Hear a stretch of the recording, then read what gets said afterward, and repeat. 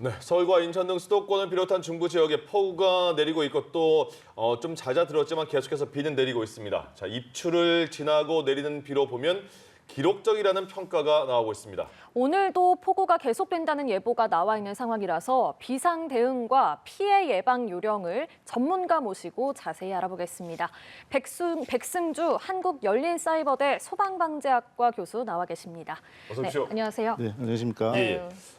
서울 남부 지역 또 어제 계속 뉴스 보도로도 많이 나왔고 SNS로도 많이 나왔는데 강남 같은 경우에도 차가 물이 잠겼잖아요. 그리고 인천 같은 경우도 마찬가지고 네. 보면서 와 이게 우리나라가 맞나 싶고 피해도 굉장히 많이 났는데 이런 피해 난 이유가 비의 양도 그렇겠지만 굉장히 짧은 시간 비가 많이 와서 그렇다고 봐야 될까요? 네, 그렇습니다. 그 장마가 온 후에 이제 폭염 이후에 바로 또 2차 장마가 빨리 오면서 네. 이게 그 단기간에 많은 비가 내린 것도 문제고 그리고 도심지가 그 방향적으로 봐도 한강의 방향과 겹치고 또 네. 상류지방까지 동시에 이게 비가 내리면서 네. 이게 배수가 원활하게 안 되고 그렇게 일시적인 그런 피해가 집중된 그런 형태를 보입니다. 예. 네. 그러면 장마도 사실 지났잖아요. 네. 그런데 왜 이렇게 비가 이렇게 네. 짧은 시간에 많이 왔을까요? 일단은 2차 장마가 빨리 왔다는 걸로 해석이 될 수가 있고요. 네. 그리고 정체전선이 가로로 길게 형성이 되면서 이게 그 단기적으로 오르락내리락 하는데 그 범위가 크지가 않습니다. 그러니까 중부지방에 집중이 되면서 한강의 하류, 상류까지 전부 전체적으로 네. 비가 내린 그런 부분 때문에 피해가 또 일시적으로 크게 된 것으로 보입니다. 예. 네. 이렇게 기록적인 폭우 그러면 언제까지 이어진다고 봐야 합니까? 일단 당장은 일기 예보는 이번 주까지는 계속 정체전선 때문에 시간당 30mm, 50mm까지 큰 비가 내릴 것으로 보이고요. 예. 서울 지역만 해도 지금 제가 오늘 아침만 해도 잠깐 뜸한 그 상황인데 네. 다시 또 큰 비가 내릴 겁니다. 그렇게 돼서 이번 주 이후로 끝난다는 가정보다 역대급으로 보면은 장마 이후에 태풍이 또 바로 이어지는 경우도 있고 해서 언제 끝나고 해소가 될 것이다. 이런 부분은 아니지만 예. 일주 정도가는 수일간 지속될 것이다. 그건 분명한 것으로 보입니다. 예. 네. 이렇게 그 짧은 시간에 비가 굉장히 많이 왔습니다. 네. 소방방재 쪽의 전문가로서 보시기에 이럴 때는 어떤 부분이 제일 걱정이 되세요? 이게 아무래도 도심지에서 그 정체전선이 지금 강원도 중부 지역과 경기 북남부, 서울 지역 전체적으로 걸쳐가지고 많은 비를 내리기 때문에 네. 물은 높은 곳에 낮은 곳으로 흐르지 않습니까? 예. 그렇게 되면 일반적인 10년 단위의 시간당 최대 30mm 강우량을 초과하는 범위가 전역에 걸치기 때문에 네. 배수가 원활하지 않아서 특히 저지대 침수 그리고 산사태 같은 2차 피해가 막대한 피해가 우려가 됩니다. 그래서 이게 어떤 개소의 강우량 수치로도 비교될 수가 있지만 네. 전역에 동시에 내리고 있다는 이 부분 가장 위험해서 특히나 또 폭염 기간이 짧고 8월 초중반 들어들면서 본격적인 휴가 기간입니다. 예. 네. 일정 때문에 움직이는 휴가 특성상 또 더 산사태나 취약 지역으로 이동하실 수밖에 없으니까 예. 그런 시민분들이 좀 안전의식을 좀 이렇게 주의하셔가지고 위험하지 않은 지역 그리고 지역의 정보에 귀 기울이시는 좀 그런 게 필요하겠습니다. 저희가 폭우 내릴 때 주의사항을 먼저 한번 봐도 좋을 것 같은데요. 폭우 내릴 때 지금 조금 전에 말씀해 주신 것처럼 그 도시에서 네. 물이 잘 안 빠져서 좀 위험하다 이렇게 말씀하셨잖아요. 근데 네. 도시에서 그러면 만약 건물을 짓거나 아니면 길을 만들 때 그렇습니다. 어느 정도의 그 배수에 대한 기준이 있을 것 같은데 그런 게 잘 지켜지지 않는 건가요? 아니면 아직 미흡한 겁니까? 네, 그 서울도 대단한 광역 수도권 도시지만은 예. 단기간에 개발이 되다 보니까 네. 더군다나 지하철망도 깊고 네. 그래서 이 장기간에 걸친 계획 도시보다는 사실은 배수량은 많이 용량이 부족한 편입니다. 가까운 2000년대 이후에 광화문 침수 사건도 있었고 수년 전에도 그랬습니다. 그래서 네. 그런 때는 보면 배수 관경을 무조건 키울 수만은 또 없는 상황입니다. 네. 배수 관경은 이 구배라고 하는 경사도 가지고 원활하게 빠져야 되는데 예. 이 관경을 마냥 키울 수 있는 공간적 한계가 있는데요. 이걸 해결할 수 있는 방법은 사실은 일반적인 상황의 배수 상황과 지금 같은 재난 상황의 배수 상황을 병설로 이용하는 겁니다. 예. 그러니까 소위 빗물 펌프장 같은 예가 들 수 있는데요. 네. 그래서 저지대일수록 이런 병설하는 병렬의 안전장치가 좀 이렇게 더 많이 추가로 설치가 돼야 되겠습니다. 그래서 네. 예를 들어 도심에서도 많은 비가 내리면 네. 우수 저장저라고 해서요. 네. 건물에 쏟아지는 비를 지하에서 우수로 저장을 했다가 다시 완충하는 시설을 또 갖추고 있습니다. 예. 그렇지만 이러는 거는 작은 댐과 마찬가지거든요. 그런데 비가 오기 전에 비워놨다가 비가 왔을 땐 채웠다가 다시 또 비가 그친 방류하는 이런 매뉴얼이 있는데 이런 매뉴얼을 강제하거나 감독하지는 않으니까 네. 이런 부분에 대한 교육 홍보도 좀 필요한 부분이 있습니다. 예. 네. 특히 강남역 일대는 교수님 말씀하신 것처럼 뭐 2010년 이후에 2년에 한 번꼴로 침수가 됐고 또 2015년에는 서울시가 배수 개선 대책을 내놨다고 하는데 이번에 또 침수가 됐단 말이죠. 네. 그러면 교수님이 말씀하신 그런 대책을 좀 적용해 볼 수 있을까요? 그렇습니다. 지금 기록적인 폭우가 지역에 따라서는 80년 그리고 계측 이후에 최대의 115년까지 지금 기록이 됩니다. 네. 이걸 역설적으로 생각을 해보면 만약에 이런 그 호우량을 원활히 감당할 수 있는 빗물 펌프장 배수 설비를 갖춘다면 역으로 앞으로 50년, 100년에 한 번 가동을 할 거거든요. 그러니까 이걸 경제적인 이유상 아무래도 짧게 잡을 수밖에 없는 그런 인식이 있는데요. 네. 이제 선진국을 앞둔 우리나라에서 이제 우리도 안전 선진국이 돼가지 않습니까? 그런 부분에서는 이런 기간을 길게 잡고 그리고 당장 사용하지 않는 그 안전 비용이 지출이 아니고 그게 투자일 수 있다는 부분, 이런 부분의 인식의 개선이 필요하겠습니다. 예. 어제 보니까 그 인명사고도 났습니다. 네, 그렇습니다. 감전사고사라고 이제 추정이 되는 분들도 계시고 네. 그다음에 지하의 빌라에 물이 갑자기 차니까 빠져나가지 못해서도 돌아가신 분도 계셨거든요. 네, 그렇습니다. 그 생각하면 비가 온다, 물이 좀 찬다 그러면 밖으로 빠져나올 수 있을 것 같은 느낌이 들고 그런 네. 상황인데 일단 그렇게 빠져나가지 못하는 이유가 궁금하고요. 그다음에 네. 또 이후에 다시 또 여쭤보겠지만 감전에 대해서는 어떻게 준비를 해야 되는지 궁금합니다. 네, 일단 침수 과정을 우리가 시뮬레이션으로 상상을 해보면요. 예. 그 도로가 침수되고 이렇게 수위가 높아지는 과정에서는 건축물의 저지대로 물이 흘러들게 됩니다. 네네. 네. 물이 흘러드는 방향이 역방향으로 따지면 지하에 계신 분들이 피난하는 방향이 되는 거죠. 그렇죠. 그러니까 물이 흘러는 걸 역류를 해서 피난을 해야 되는 상황이 되니까 예. 지하에 예를 들어 지하 5층 건물이다. 그러면 지하 5층부터 차곡차곡 물이 차오르는 게 아니고 네. 밖에서 안으로 쓸려 들어오니까 지하에 계신 분들 전체가 고립이 되는 그런 상황이 됩니다. 그래서 우리가 일반적인 상황이 아니고 이제 사고 실험을 이제 머릿속으로 그런 상상을 해보면 예. 어떤 곳이 안전한지 아닌지 좀 이렇게 충분히 판단할 수가 있거든요. 그러니까 이런 도로가 침수되는 상황에서는 지하 공간은 깊이와 층수를 불문하고 위험하다 이렇게 판단하게 됩니다. 네. 그리고 감전에 대한 부분은 네. 아시다시피 물이 흐르는 부분은 저항이 낮으니까 전기가 잘 흐르게 되잖아요. 네. 그래서 평상시에 전기가 안 흐르던 곳으로 전기가 흐릅니다. 그러니까 외부 간판, 신호등 이렇게 외부에 전기 장치가 있는데 예. 주변에 물이 고여 있으면 그때는 그곳은 전기가 흐른다라고 생각을 하시고 피해 가시고요. 예. 그리고 많이 안 씻는 추세이긴 하지만 네. 비가 이렇게 올 때 보행을 하실 때는 장화를 신으셔야 됩니다. 그래서 몸을 통해서 땅으로 전기가 흐르지 않도록 예. 그런 좀 준비가 필요하십니다. 저 한번 네. 확인해 볼까요? 폭우 올 때 대비 요령인데요. 네.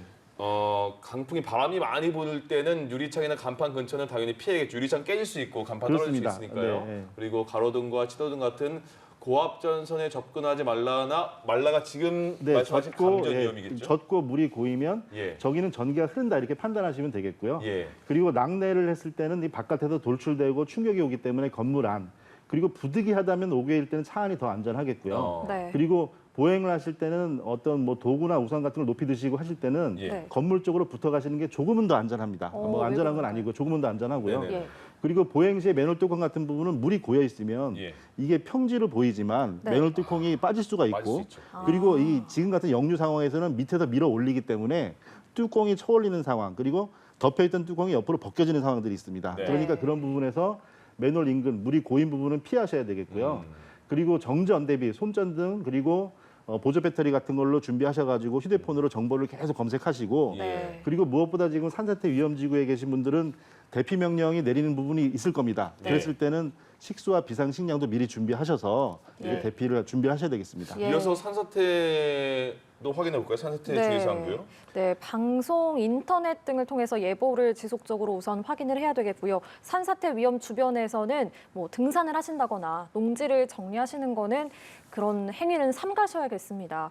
오늘 새벽에 실제로 서초구 양재초등학교 부근에서 산사태가 나서 지금 편도 2차선이 흙더미에 덮이기도 했잖아요. 예, 그리고 대피 명령이 발령이 되면 대피 장소 등으로 이동을 해야 된다. 그러니까 산사태가 난다고 하면은 사람들이 뭔가 집이 안전하니까 집으로 네. 갈 것 같거든요. 네. 그러면 안 된다는 거잖아요. 네, 지금 작년 말 산림청에서 전국 산사태 취약지구를 2만 7천여 개소를 지정했습니다. 네. 그러니까 이거는 뭐 서울 지역 불문하고 전국에 대한 부분이고 이 산사태는 이 호우 같은 경우는 2차 피해로 얘기를 하는데요. 예. 무슨 말이냐면 함수율도 중요하기 때문에 비가 그친 상황에서 무너져 내릴 수 있는 겁니다. 함수에 물을 머금은 그런 그렇습니다. 비를 말하는 네네. 거죠. 네. 당장 비가 내리는 하중보다도 더 위험한 네. 건 사실 함수율이 높아지는 아. 부분이고요. 물을 많이 머금은 상태는 이게 토성류라고 해서 네. 마치 강이 흐르듯이 돌과 흙, 나무들이 집 안으로 쓸려 들어옵니다. 예. 그렇기 때문에 산사태 취약지구가 지금 현재 그 경보 위험지구에 계신 분들은 네. 대피 명령 이전이라도 가능하시면 좀 안전한 곳으로 옮겨 계시는 게 낫고요. 예. 그리고 네. 휴가철에 행락지로 정하신 분들께서는 계획을 변경하시더라도 그 근처로 좀 가지 않는 게 당연히 안전하겠습니다. 예. 네, 비가 그친 뒤에도 위험하다. 네, 사실 그렇습니다. 뭐 산사태라고 하면은 비가 막 많이 올 때 그때 좀 대피를 해야 될 것 같은데 네, 산사태는 그 뒤에도 위험하다는 점. 네. 그래서 그 근처에 계신 분들이라면 꼭 안전한 지역으로 대피를 하시라는 점 당부드리고 싶고요. 또 화재 등 2차 피해 예방을 위해서 가스, 전기를 차단하고 또 인명 피해 시에는 119 또는 1688-3119 산림항공구조대 번호입니다. 이곳으로 연락을 하셔야겠습니다. 그 산사태 났을 때 대피 장소로 이동하는 게 가장 중요하다 이렇게 말씀하셨는데 네. 그러니까 산사태 위험 지역이거나 산사태가 한번 났던 지역이거나 산사태의 상습 지역인 분들은 이거 확실히 체크를 해야겠네요. 대피 장소가 어딘지 대피 장소가. 네, 그렇습니다. 예. 지금 산림청의 산사태가 이 관심, 주의, 경계, 심각 단계로 나뉘는데 네. 지금 벌써 경계 단계로 돌입했습니다. 네. 이 경계와 심각 단계의 구분은 대형 산사태가 발생했냐 안 했냐, 100% 발생할 가능성이 있냐 없냐의 구분이기 때문에 예. 네. 중소규모의 산사태는 지금 붕괴는 발생하고 있고요. 그에 따라서 충분히 대형의 인명피해도 날 우려가 있습니다. 예. 그러니까 지금은 산사태 재난 상황에 돌입한 상황이거든요. 네. 그렇기 때문에 그 취약지구에 계신 분들께서는 특히 뭐 예를 들어 지금 나가서 배수로를 정비하신다거나 이런 부분은 오히려 더 위험한 일일 수도 있습니다. 그래서 지금은 대피 이런 네. 대책을 세우시고 좀 이렇게 비가 많이 오고 조짐이 보이시는 데는 즉시 이동을 하시는 게 네. 명령 전에도 이동하시는 게 안전하다고 봐야 되겠습니다. 네. 그거 하나 더 알려주세요. 그러면 이제 비가 이번 어제 오늘 새벽처럼 굉장히 많이 왔을 때 네. 조금 전에 인사사고 말씀드렸는데 그 빌라 지하 1층에 사시는 분 가족 3분이 돌아가셨거든요. 네. 그렇게 되면 비가 많이 와서 이제 그 뭐 지금 뭐 대형 쇼핑몰도 물이 다 천장도 뚫리고 그런 상황이지만 네. 지하 집으로 물이 차고 있어요. 네. 그러면 물이 찼네라는 거는 인지하겠는데 네. 대피를 언제쯤 해야 될지는 궁금할 것 같거든요. 지금 다 네, 놓고 네, 나가기도 애매할 것 같고 네. 어느 시기에 몸을 빨리 옮기는 게 좋은 건가요? 네. 그 예를 들어 여러 가지 상황이 있는데 그걸 하나의 그 아이템으로 특정하기는 예, 어렵지만 예. 네네. 네. 우리가 아까 말씀드린 저 사고 실험, 이게 네. 멘탈 트레이닝이라고 합니다. 이제 상황에서 계신 건물이 어떤 상황의 위험인가를 이제 인지해 보시면 되는데 네. 예를 들어 저층 빌라에 집중을 하면 지하가 빌라가 주거로 쓰이는 경우는 보통 반지하라고 해서 이 반창을 두죠. 예. 네. 근데 그런 경우가 이제 방범이나 이런 이유 때문에 창살을 둡니다. 네네. 그래서 화재 사고가 났을 때 출입문 쪽으로 나가질 못하고 창문도 창살로 돼 있으니까 피하기 피하는 인명 피해 사고가 있었습니다. 예. 그래서 네. 역시나 이제 물이 넘치는 상황이면 그 화재랑 똑같이 네. 주출 입구로 계단을 통해서 들어오지 않겠습니까? 예, 그렇게 되는 상황이니까 예. 일단 도로 침수의 조짐이 보이면 도로가 침수된다는 상황은 일차적으로 하수관이 배수가 안 되는 상황이니까 네. 그 상황이면은 계신 댁 내에 배수가 원활히 안 될 때 네. 화장실에 지하 같은 경우에 욕실에 배수가 역류를 시작하고 이런 부분이 되면 도로 위로 수위가 높아지는 상황이 됩니다. 이제 그럴 때가 되면 즉시 대피하셔가지고 네. 2차 피해를 방지하셔야겠습니다. 예. 예. 또 차량이 침수되는 경우도 저희가 짚어볼까 해요. 네. 일단 비가 이렇게 많이 오는 날에는 차량을 안 가지고 가는 게 좀 속이 편하겠죠? 네, 당연히 뭐 오늘 저도 이렇게 다행히 잘 피해 왔는데 네. 우리 시민분들께서도 평상시에 어떤 그 수단이나 시간에 연연하지 마시고 예. 그 대중교통도 이용하시고 그다음에 시간도 좀 조절을 하셔서 안전하게 이동을 하셔야겠습니다. 네. 그 차량 침수가 되면 평상시에 좀 안전하게 보호가 되고 편안한 수단이 되지만 이게 차량이 멎는 상황이 돼버리면 예. 가장 위험한 한 곳에 고립되는 상황이 역으로 되는 거거든요. 네. 그렇기 때문에 좀 대중교통 이용하시고 네. 지하차도 같은 경우는 우회하시고 이렇게 사전에 좀 이렇게 예방하는 그런 네. 안전 위주의 대책이 필요하겠습니다. 네. 그러니까 그냥 피해 입는 상황도 어제 그 뭐 대치 사거리도 그렇고요. 네. 차가 안에 사람이 거의 있을 것 같은 느낌이었는데 차가 깜빡이 켜고 그냥 물이 다 찬 거거든요. 천장까지. 네, 네, 네. 근데 보면요. 침수된 폭우시 차량 피해 예방 방법입니다. 침수된 도로와 지하차도 진입 금지가 저게 무슨 말이냐면 일단 지하도로 같은 데는 보기에는 물 조금 차 있는 것 같으니까 일단 들어갈 수 있잖아요. 네, 네. 그게 좀 되게 위험한 것 같아요. 네, 실제로 그렇습니다. 예. 그리고 또 특히 위험한 구조의 지하차도가 있는데요. 예. 네. 도심지의 지하차도 이후에 또 신호가 있는 경우가 있습니다. 얼마 짧은 거리에. 네. 그러면 네. 평상시에는 이게 안 막히다가 정체기 되기 시작하면 들어갔다가 나오지를 못하거든요. 그래서 중국에서 큰 피해가 있었고 예. 우리나라 부산에서도 인명 피해가 있었죠. 네. 그래서 지하차도 같은 경우는 반드시 거의 대부분 원래 반드시가 원칙이지만 네. 그렇지 않은 경우도 있어서 우회 도로가 반드시 있습니다. 네. 그래서 지상으로 직진하는 방향으로 좀 늦더라도 네. 그렇게 이동하시는 게 당연히 안전하겠습니다. 예. 그리고 물이 이제 그 차 있는 듯한 느낌이 있는데 네. 어느 정도 차 있을 때까지는 내가 지나갈 수 있을까? 일단 저거 갈 수 있을 것 같은데라는 생각이 든단 말이죠. 네, 네. 그 기준을 보니까 타이어 높이의 3분의 2 정도를 기준으로 일단은 잡나 보죠. 그 3분의 2는 일반적인 승용차 높이로 정한 부분임을 인지해 주시고요. 예. 그리고 이제 도심지에 같은 경우는 벌써 바닥에 물이 차기 시작했다는 거는 밑에부터 배수 기능을 상실했다는 얘기거든요. 네. 이게 무슨 문제가 되냐면 건물 벽이나 그 도시의 일반 건물들은 받은 비를 배수로 다 내보냅니다. 그럴 수밖에 없겠죠. 그러면 그 비들이 계속 누적이 되고 있는 상태거든요. 네. 그래서 도심지에 배수가 안 되는데 물이 안 차는 도로에 물이 차 있다? 그렇게 되면 당연히 거기는 뭐 반이건 뭐 3분의 1이건 피하시는 게 맞습니다. 예. 3분의 1이라고 얘기하는 거는 일반적으로 엔진의 흡기구에 물이 들어가서 시동이 꺼지는 상황, 전기 장치가 네. 망가지는 상황을 얘기를 하거든요. 보통 네. 머플러 그런데 말씀. 그렇죠. 그러니까 뭐 개천을 건넌다든지 어떤 시골 그 교외 지각에서 그런 상황이 되면 3분의 2가 될 수 있지만 네. 도심에서 3분의 2까지는 안전하다. 이렇게 봐서는 안 되겠죠. 전혀 그렇군요. 예, 알겠습니다. 또 차량 이동을 못하면 창문 썬루프를 열어두기라고 되어 있는데 이거는 왜 그런 건가요? 네, 일단은 그 외부에서 사람이 존재하는지 안 하는지 볼 수도 있지만 네. 중요한 부분은 이제 그 갑작스럽게 잠겼을 때 이 피난하는 방법입니다. 네. 그러니까 문만 전부 다 닫아두고 있으면 네. 이 바깥에 물이 차고 안이 공기가 돼 있으면 그 하는데 압력 때문에 무서워요. 사람 힘으로 열 수가 없습니다. 예. 네. 그래서 뭐 물이 차기를 기다렸다가 깨고 나오고 뭐 이런 상황이 되는데 그런 거는 호수에 빠지고 침수가 아주 긴박한 상황이 되고요. 그리고 도심지에 다시 말씀드리지만 저런 상황까지 가서는 절대로 안 되겠죠. 네. 저 상황이 되면 네. 침수가 됐다. 재산적인 그 어떤 안위가 중요한 게 아니지 않습니까? 네네. 예, 당연히 다 열어두고 우리가 피난을 하셔야겠습니다. 네, 저희가 앞서 기자의 리포트로도 뭐 보여드렸지만 그 강남역 주변에 현재 차량 어제 퇴근길에 이제 차가 침수가 돼서 차를 버리고 퇴근을 하신 그런 남은 차들도 아까 볼 수가 있었습니다. 이게 뭐 재산상의 이런 거를 신경 쓰실 게 아니라요. 안전이 우선이니까 우선 네. 대피하시는 게 가장 중요할 것 같고요. 정말 이런 상황이 있으면 안 되겠지만 만약에 운전 중에 내 차에 막 물이 막 들어찬다, 침수가 된다면 어떻게 하면 좋을지도 짚어주시면 좋을 것 같아요. 먼저 급류가 밀려오는 반대쪽 문을 열으라는데 네, 그러면 이렇게 급류가 이렇게 밀려오면은 이 방향으로 문을 열면 됩니까? 네 그렇습니다. 그 일단은 침착하신 부분이 중요합니다. 예.